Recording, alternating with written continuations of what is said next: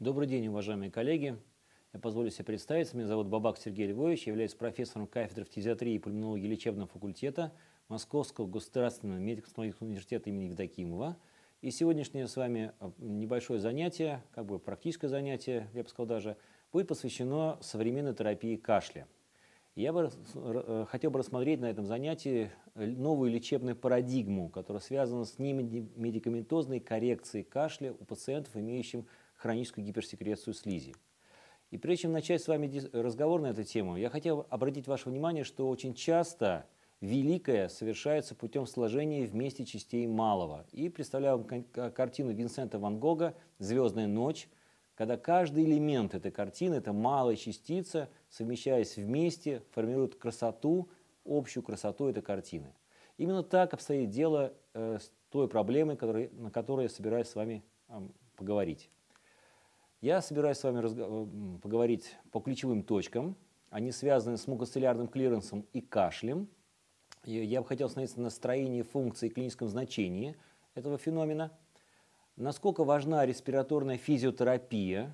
И здесь я привожу слова Отто фон Бисмарка. Помните, он говорил «политика искусства возможного». Я бы скажу, что вот респираторная физиотерапия – искусство возможного. Что здесь возможно, а что нет. И поговорить о мифах и реальностях, существующих в плане аппаратной физиотерапии кашля у наших пациентов. И прежде чем мы двинемся дальше, мне бы хотелось уделить внимание строению и функциям мукоциллярного клиренса и самому смыслу кашля. Посмотрите, насколько интересно устроена самая нижняя часть дыхательного аппарата, называемая альвеолярная зона. Это переход мелких бронхов в альвеолы. Здесь надо понимать, что воздух, проникая в альвеолу, как волна набегает на стенку альвеолы, ударяется в нее и возвращается обратно. При этом та жидкость, которая содержится, своеобразная жидкость, это не совсем жидкость, это поверхностно-активное вещество, сурфактант, вспенивается и наполняет межресничное пространство, образует пенный ковер, в котором ресничка выполняет функцию движения изнутри к наружу, изнутри к наружу. Собственно, вот это и есть то самое начало мукоциллярного клиренса или движения слизи изнутри к наружу, которое необходимо для бронхиальной гигиены и поддержания воздухоносной функции легочного аппарата. Именно вот это движение изнутри к наружу позволяет очищать бронхиальное дерево и обеспечивать адекватный газообмен у наших пациентов. Почему газообмен должен быть адекватным? Да потому что сурфактант выполняет очень важную функцию, поддерживает альвеолы открытыми к газообмену. Форма альвеол должна быть оптимальна, шарообразная. Тогда по поверхности этой альвеолы идет оптимальный газообмен. Современная терапия направлена на то, чтобы восстанавливать сурфактантную систему и тем самым обеспечивать адекватность газообменной функции. Сурфактант – уникальное вещество. Он поддерживает фагоцитоз, разрыхляет слизистые пробки, выводит инородные частицы, формирует гладкую выстилку между эпителием и секретом бронхов. И надо отметить, что у лиц, у которых нарушается мукоциллярный клиренс, в большинстве случаев происходит нарушение сурфактантной системы. Этому моменту уделяется очень небольшое внимание, к сожалению, практикующим специалистам. А ведь восстановление сурфактанта с помощью современных методик позволит быть крайне эффективным нашим методикам создания нормальной газообменной функции и очистки дыхательных путей. Вот пример глобул сурфактанта, лежащих на поверхности ресничек, это в виде пенистых структур. Второй очень важный момент, на который хотелось уделить внимание, это строение стенки бронха, поскольку бронхи крупные, средние и мелкие устроены немного по-разному. Надо сказать, что здесь выделяются две основных структуры. Это подслизистая железа и бакаловидная клетка. И надо сказать, что чем крупнее бронх, тем больше в нем подслизистых желез. Но, к сожалению, чем меньше бронх, тем там будут отсутствовать подслизистые железы. В чем функция подслизистой железы? Выбрасывать слизь на поверхность ресничек, обеспечивать тем самым движение этой слизи, с одной стороны, и очистку дыхательных путей. И поэтому, если мы берем болезни мелких бронхов, такие как бронхиальная астма, хроническая обструктивная болезнь легких, то, к сожалению, казалось бы, функцию выброса слизи выполняет бакаловидная клетка.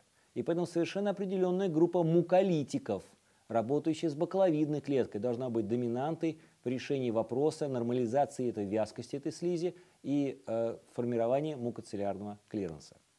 Посмотрите, как интересно. При ирритации, раздражении бактериовидной клетки повышается вязкость мокроты. И эта ирритация возникает, например, при вирусных инфекциях. Существование вирусной инфекции существенно увеличивает вязкость той слизи, и эта слизь скапливается в нижнем отделе дыхательной системы, тем самым нарушая естество движения слизи. В то время как секреция бронхиальных желез уменьшает вязкость мокроты, и ее стимуляция приводит к тому, что этот жидкий секрет в большом количестве накапливается в крупных бронхах, и, собственно говоря, кашель позволяет откашливать этот секрет в ходе очистки дыхательных путей. Надо сказать, что бактериовидная клетка уникальна и тем, что у нее существует вторая сигнальная система. Система выбросы муцинов на поверхность ресничек, которая стимулируется именно вирусной инфекцией. К сожалению, этому уделяется очень мало внимания. Считается, что при вирусных инфекциях нет необходимости использовать муколитики. Это ошибка. Муколитическая терапия необходима больным, имеющим вирусную инфекцию, поскольку происходит гиперсекреция достаточно вязкой слизи в нижнем отделе дыхательной системы. Вот так бактериовидная клетка выбрасывает на поверхность ресничек эти флекеры, называются, кусочки слизи в виде флекеров, блинчиков, которые находятся на поверхности ресничек. Ресничка. Цилия, другое название имеет ресничка, это достаточно активное двигательное образование, которое состоит из серии микрофибрил и способно делать подстегивающие движения, как если бы ковбой, скажем, да, подстегивал кнутом, делал щелчок кнутом, такой же щелчок делает ресничка, подстегивая слизь к движению изнутри к наружу, изнутри к наружу. К сожалению, существуют болезни, генетические болезни, которые полностью обездвиживают белок, который управляет микрофибрилами. И мы такие болезни прекрасно знаем, это, например, муковисцидоз, болезнь такая, которая обездвиживает ресничку, и при этом нарушается мукоциллярный клиренс. Поэтому иногда есть высокая потребность в стимуляции движения реснички для формирования нормального мукоциллярного клиренса. 12-15 колебаний в секунду необходимо совершать реснички, чтобы был такой клиренс эффективный. Больше не надо, но и меньше тоже не надо. Есть соотношение между ресничкой и бактериовидной клеткой. Мы говорим понятие ремоделирования стенки бронха, то есть утрата структуры. Очень важно, что при хронических заболеваниях, к сожалению, такая структура будет утрачена у большинства больных. И восстановление этой структуры, формирование правильного соотношения 4 к 7 таких ресничек и бактериовидных клеток позволяет формировать нормальное движение слизи и движение реснички у наших пациентов. Немаловажным является и то, что есть особенности легочной вентиляции. Многие считают, что мы дышим всеми легкими. Это ошибка. Бронхи диаметром меньше 2 мм, как мы называем бронхиолы, к сожалению, имеют очень высокое сопротивление. И воздух фактически в этих участках имеет очень плохое движение. Стагнацию мы называем словом стагнация. К чему это приводит? К тому, что если накапливается слизь, то максимальное накопление слизи происходит там, где движение воздуха минимально. То есть в нижних отделах дыхательной системы, там, где маленькие-маленькие трубочки, мелкие-мелкие бронхи. Более того, существует понятие воздухоносного смещения, то есть на вдохе бронхи немножко расширяются, а на выдохе за счет того, что есть закон Бернулли, говорящий о перепаде давления на вдохе и на выдохе в зависимости от движения воздуха, бронхи немножко сужаются. И вот эта компрессия мелкого отдела приводит к тому, что в нижнем отделе у хронических пациентов с гиперсекрецией слизи формируются слизистые пробки. Слизь фактически путем компрессии утрамбовывается в эти слизистые пробки, и движение воздуха еще больше нарушается, тем самым приводя к развитию даже дыхательной недостаточности. Но здесь можно помочь. Помочь путем кашля. И именно кашель является тем особенным рефлексом, который позволяет нам изгонять из нашего организма слизистые пробки и формировать нормальный дренаж слизи по дыхательным путям. Кашель является рефлексом, необходимым рефлексом. Кашель не является патологией, кашель является естеством. Поэтому подавлять кашель у пациентов не нужно. За исключением одного случая, когда такой кашель может нарушать газообменную функцию, то есть приводить к развитию острой дыхательной недостаточности. И вы такие варианты болезни знаете. Это коклюш. Когда ребенок делает частые движения кашлевые и фактически не успевает набрать воздуха для поддержания газообменной функции. Но я бы хотел обратить ваше внимание, что существует понятие дуги, кашлевой дуги.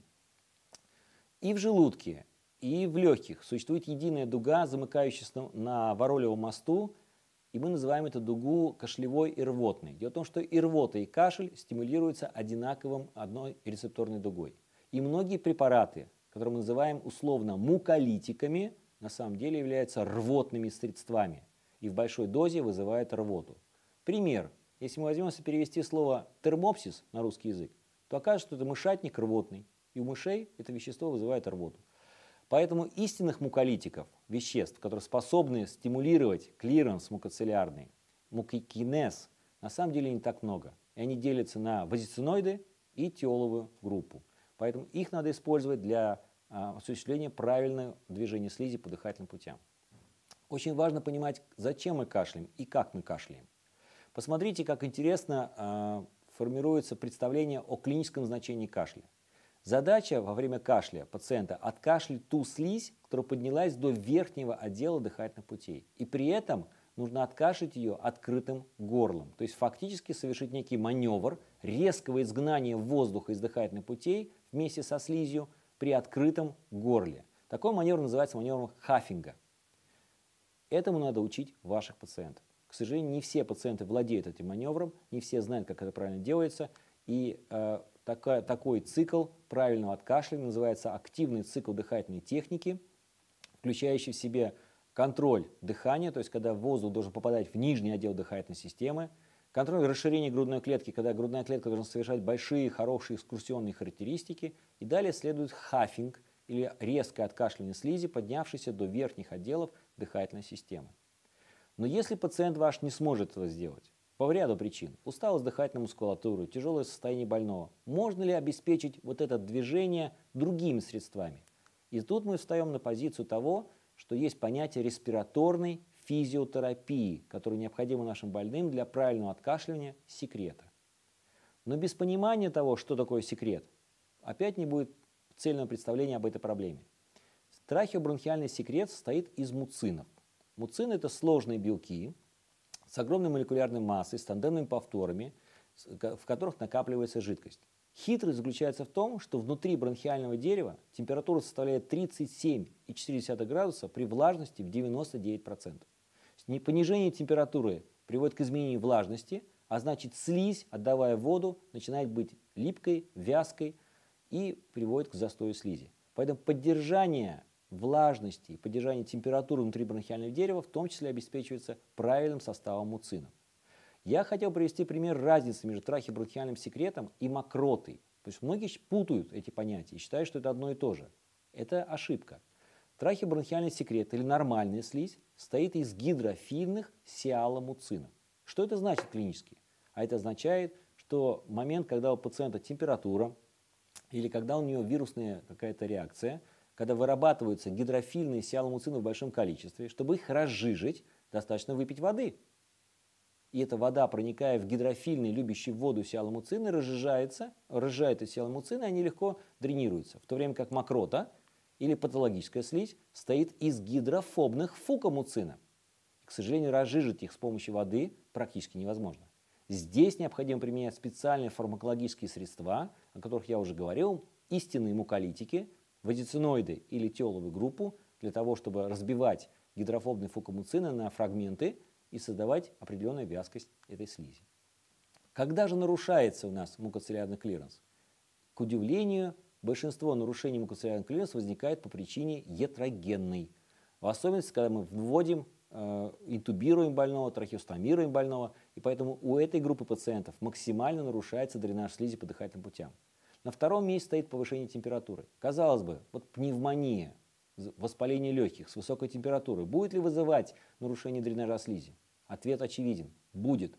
Но задумайтесь, когда и сколько специалистов назначают муколитики специальные с некой дыхательной гимнастикой пациентам, имеющим пневмонию? К сожалению, это проводится редко, а это нужно делать достаточно часто. На третьем месте стоит кислородотерапия у наших пациентов. Любая подача кислорода в дыхательные пути с концентрацией выше 40% приводит к высушиванию фактически дыхательных путей. Это надо учитывать, проводя наши манипуляции. Я уже не говорю о пыли, паре и смоке, который может быть эффектом как поллютанты внешней среды, дегидратации наших пациентов и ряда инфекционных процессов, которые могут проходить в дыхательных путях у больного. Таким образом, когорта больных нуждающихся в обеспечении респираторной физиотерапии, на самом деле очень большая, и терапевты, практикующие, очень часто с ней сталкиваются. Какие же возможности существуют у респираторной физиотерапии? И здесь я привожу слова Отто фон Бисмарка «искусство возможного». Вот что в этом искусстве возможного возможно, а что невозможно? И в первую очередь надо сказать, что еще Прайер в 1979 году выделил понятие грудной физиотерапии как некая методика, система физических приемов, предназначена для улучшения дыхания и лечения ателектазов и пневмонии. Заметьте, это не медикаментозная терапия. Эта терапия не включает лекарственные препараты. Это некое воздействие физическое на грудную клетку, позволяющее хорошо расправить ателектаз и достаточно хорошо дренировать слизь при пневмонии. Позже, в 1981 году, выделено было 5 методов грудной физиотерапии Маккензи, включающие постуральный дренаж, перкуссию, вибрацию, кашель, отсасывание и дыхательные упражнения при сохраненном спонтанном дыхании у пациента.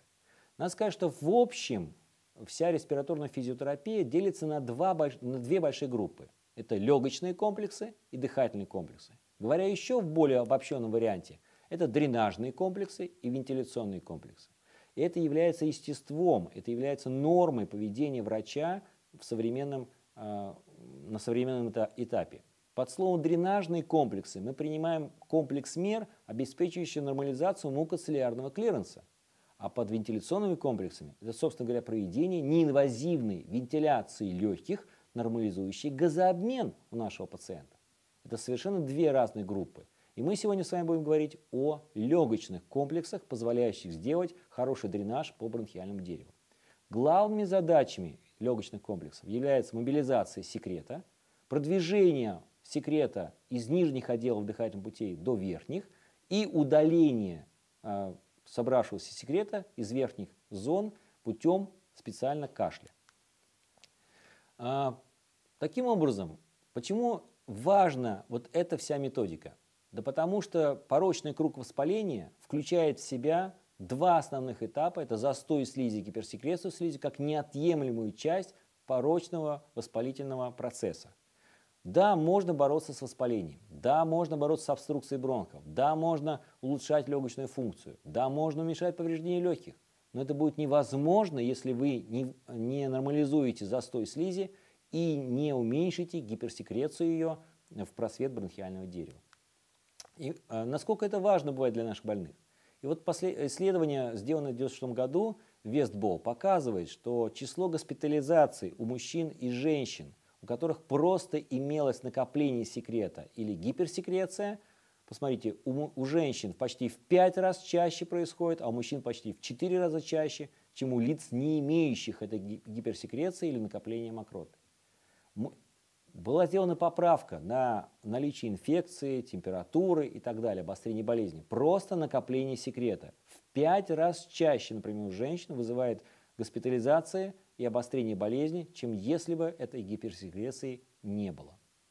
Таким образом, если не вмешиваться в гиперсекрецию, если не вмешиваться в нормализацию дренажа, то возрастает риск перекрестных инфекций, возникает огромная частота повторной госпитализации, возрастает число дней такой госпитализации и растут прямые и непрямые затраты на лечение наших пациентов.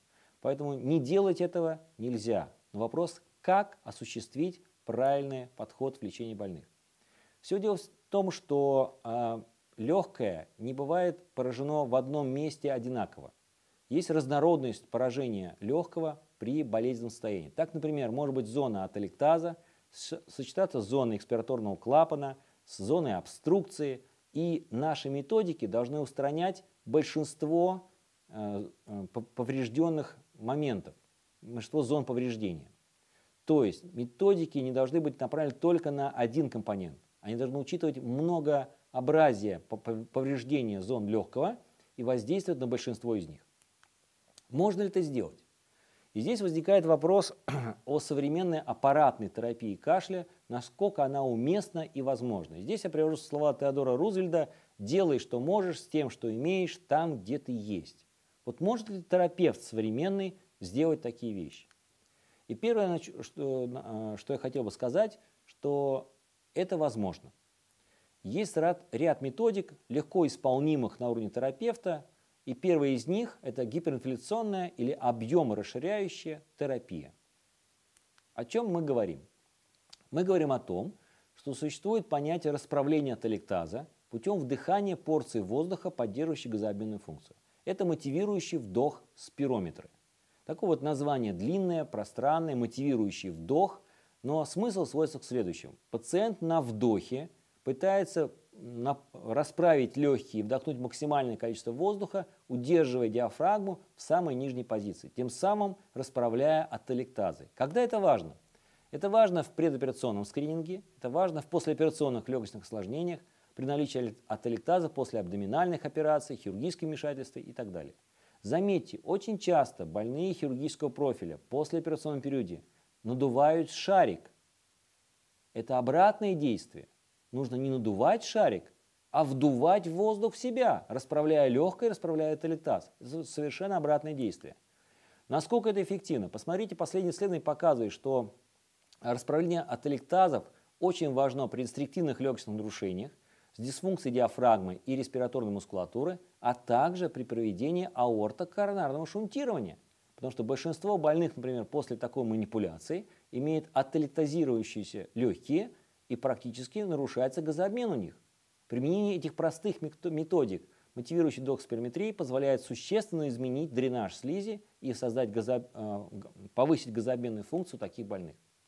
Почему это важно? Потому что многие считают, например, что слизистые пробки не позволят больным наполнить альвеолы воздухом. Но надо понимать, что между альвеолами существует сообщение. Это поры Кона, коммуникации Ламбера. И поэтому, если существует хотя бы одна зона, свободная от слизистой пробки, то путем вдувания воздуха в соседние зоны удастся создать расправление всего легкого и ликвидацию ателектаза. Капля по капле камень точит. Да, это будет не сразу, да, это будет постепенно, но это постепенное воздействие создаст условия для максимального газообмена в дыхательных путях. Посмотрите вот на две рентгенографических записи, рентгенограммы. Действие мотивирующей вдох спирометрии до и после. Изначально мы видим, от меня это справа, от меня это слева, от вас это справа. На правой будет части ателектазированный участок легкого, и с левой стороны, соответственно, ателектаз расправлен путем мотивирующей вдох спирометрии через 6 часов от начала воздействия мотивирующего вдох спирометра. Второй этап – это респираторная терапия с положительным давлением, так называемая PEP-терапия, от английского Positive Expiratory Pressure, PEP-терапия. Что позволяет сделать PEP-терапия? На выдохе PEP-терапия создает положительное давление в конце выдоха, снимая так называемые воздушные ловушки, коллапсы мелких бронхов на выдохе, которые задерживают воздух внутри дыхательных путей. Когда это важно? Это важно у больных с Хоббл, это важно при выраженных воздушных ловушках при бронхиальной астме, а также для уменьшения ателектазов и оптимизации бронхорасширяющей терапии. Насколько тяжелы эти устройства в использовании? Они крайне просты. Это небольшие трубочки, имеющие специальные манометры, индикаторы давления, то есть давление еще при этом можно регулировать. Понятно, что высокое давление на выдохе не позволит сделать полноценный выдох, а низкое давление не позволит создать условия для стабилизации мелких бронхов. Не менее интересно другое устройство, называемое EZ-PAP. Оно исходит из позиции эффекта Каанда, то есть имеет некий подсос внешнего воздуха, и при этом, если в устройство подавать 8 литров в минуту на входе, на выходе мы получаем 32 литра в минуту. Вы скажете, ну вот какофония звуков, набор слов, мы ничего не поняли. Задумайтесь. Если пациент нуждается в расправлении легкого, то небольшим потоком воздуха на входе мы создаем большой поток воздуха на выходе, что расправляет наше легкое, вернее легкое вашего пациента, а на выдохе создает условия для создания положительного давления в конце выдоха и невозможности коллапсирования мелких бронхов. Таким образом ликвидируется ателектаз с одной стороны и создаются условия для снятия воздушных ловушек с другой. Фактически перед вами двухуровневая неинвазивная вентиляция легких, но осуществляемая через маленький объект 8 сантиметров длиной с подключением к нему кислородного оборудования. Здесь реализуются два механизма. Механизм изгнания слизистых пробок с одной и стабилизации просвета мелких бронхов с другой. По своей эффективности и уместности применения ЕЗПАП-терапия может конкурировать с неинвазивной вентиляцией легких в условиях палаты интенсивной терапии и реанимации у больных для создания нормального мукоцилиарного клиренса как при Хоббл, так и после операционном периоде. Вот посмотрите на действие ЕЗПАПа в динамике. Изначально, видите, ателектаз существует. Далее, вы видите, расправление происходит легкого. И к 12 часу, как видите, легкое расправлено полностью. Это уникальная методика, проста в исполнении, достаточно логична и не так дорога по цене. Если мы говорим про следующий этап, это осцилляционное положительное экспираторное давление или ОПЭП-терапия. В данном случае мы говорим об устройствах, позволяющих делать некую вибрацию на выдохе, обеспечивающих понятие тиксотропного эффекта. О чем мы говорим? Мы говорим о том, что при спонтанном дыхании больного на вдохе и на выдохе устройство, делая вибрацию, отбивает слизь из мелких бронхов. Фактически мы сталкиваемся с эффектом агента Джеймса Бонда. Помните, он подходил к барной стойке, заказывал мартини с водкой и говорил «shake, don't mix». То есть «стряхни, но не перемешивай».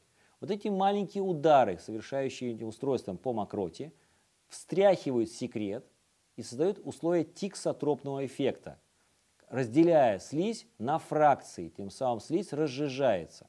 Вопрос частоты. В какой частоте работает это устройство? Посмотрите, частота работы устройства при нормальном выдохе больного от 450 до 650 миллилитров в минуту составляет 12-16 Гц. Помните, в начале нашей лекции я вам говорил, что ресничка должна делать сокращение от 12 до 15 сокращений в секунду. Это те же самые герцы. Таким образом, это устройство попадает в резонанс с ресничкой, разбивает слизь на фракции, и второе, стимулирует ресничку к выходу этой слизи из дыхательных путей. Насколько важно перепад давления? Посмотрите, при той же фракции выдоха давление не превышает установленной величины и не вызывает колебания давления, баротравму легочного аппарата. Таким образом, при обожженном легком, при скоплении секрета удобно использовать данное устройство, осциллятор, для того, чтобы делать дренаж слизи по дыхательной системе. Еще раз привожу вам, насколько важна эта осцилляция. Можно ли другими способами вызвать тот же эффект? Посмотрите уровень осцилляции ресничек – 12 Гц. Ни постукивание, ни встряхивание пациента, к сожалению, не могут достичь уровня стимуляции этой реснички и разделения слизи. Только вибрации или вибрационный массаж, в данном случае он внутренний, действие этих маленьких порций вибрационных именно на слизь позволяет разделять слизь на фракции и стимулирует ресничку к тому, чтобы она эффективно дренировала слизь из нижних отделов дыхательной системы. Тиксотропный эффект. Устройство очень легко коммутируется с небулайзером и параллельно с небулизацией, то есть введением лекарственных средств, расширяющих бронхи, можно при этом одновременно осуществлять еще дренаж слизи по дыхательной системе. На текущий момент времени вот это устройство называется акапелла, то есть сам пою достаточно часто используется на Западе, например, или в западной медицине, скажем так корректно, у больных в послеоперационном периоде и у больных, имеющих хронические легочные заболевания.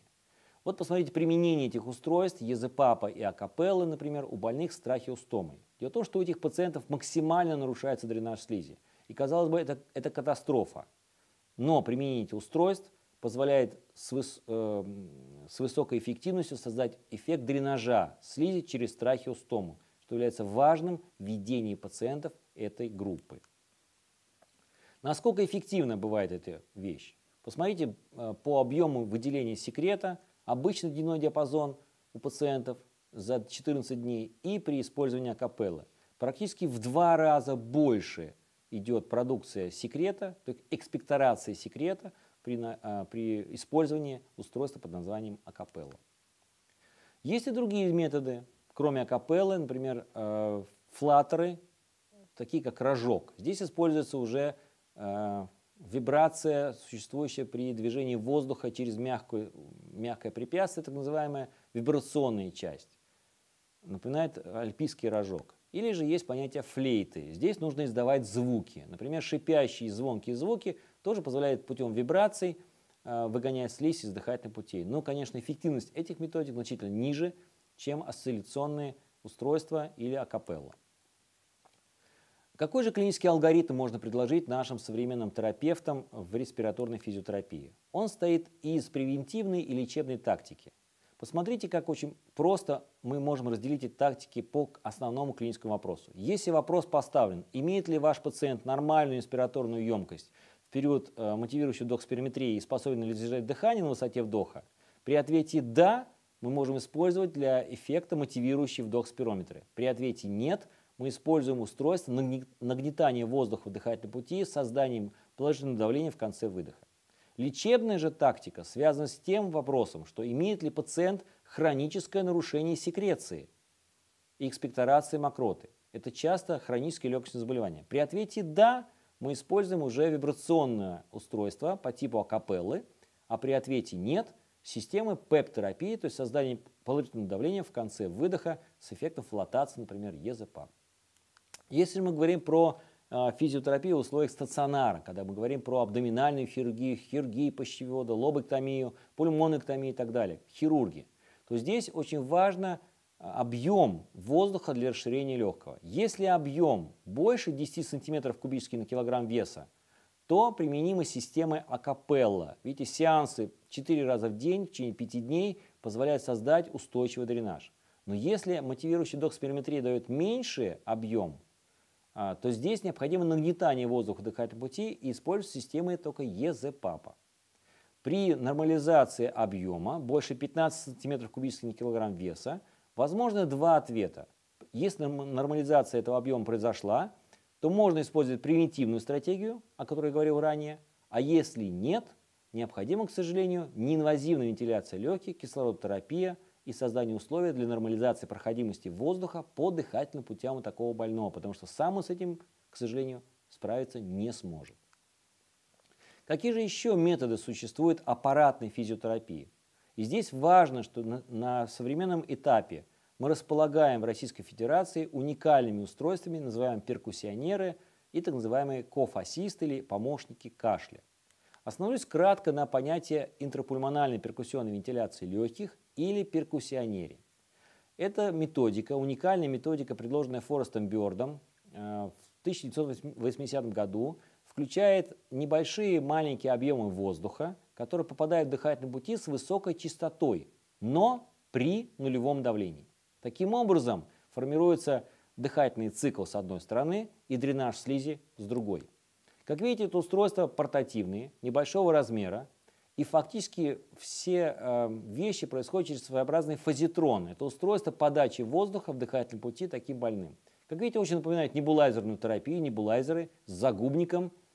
Сеанс длится в среднем 20 минут и вызывает хороший дренаж слизи и расправление легкого у таких пациентов.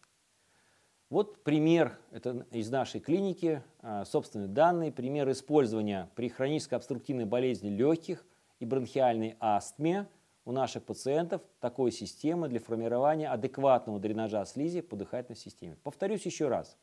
При наличии проводимой всей медикаментозной терапии мы добавляем немедикаментозные способы дренажа в виде перкуссионера по сеансу по 20 минут, 3 раза в день таким больным, и через 5 дней фактически формируем адекватный дренаж слизи по дыхательным путям пациента. Второй метод называется аппаратная, сложное такое название, аппаратная инсуфляция, эксуфляция высокочастотными осцилляциями. Фактически мы говорим об откашливателе, который используется для неинвазивного удаления мокроты у пациентов при переключении с положительного давления на отрицательное. То есть фактически устройство на вдохе делает высокое давление положительное, а на выдохе делает резкое отрицательное давление, тем самым дергая как бы слизь из нижних отделов дыхательной системы. Важно, что при этом устройство опять-таки имеет осцилляции, не позволяющие мелким бронхам закрываться раньше, чем воздух успевает покинуть альвеолы, то есть препятствует коллапсам мелких бронхов и воздушным ловушкам. Такие устройства пускаются компании, например, вот здесь она приведена, эта компания. Видите, аппарат малогабаритный, и очень часто мы используем эти устройства у больных паллиативной медицины.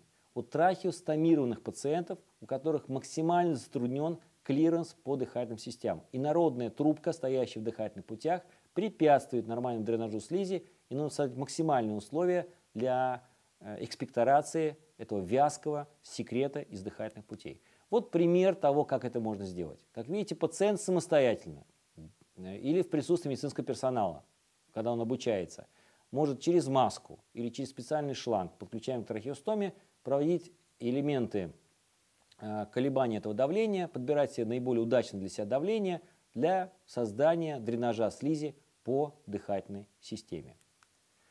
Заканчивая, хочу сказать, что очень часто перед терапевтами ставятся невозможные задачи. Мы думаем, что мы сделаем из них докторов хаоса в принятии трудных решений, тяжелых задач и так далее. Я думаю, что мы ошибаемся. Наоборот, всегда важно помнить слова сэра Уинстона Черчилля. Можно быть частью проблемы, а можно быть ключом в ее решении. Выбор всегда стоит только за вами. Спасибо большое за ваше внимание. Я привожу вам в наши координаты, Центр нашей респираторной медицины и кафедры, и благодарю своих сотрудников за помощь в создании данной презентации. Я готов отвечать на ваши вопросы, если они возникли в ходе моего представления.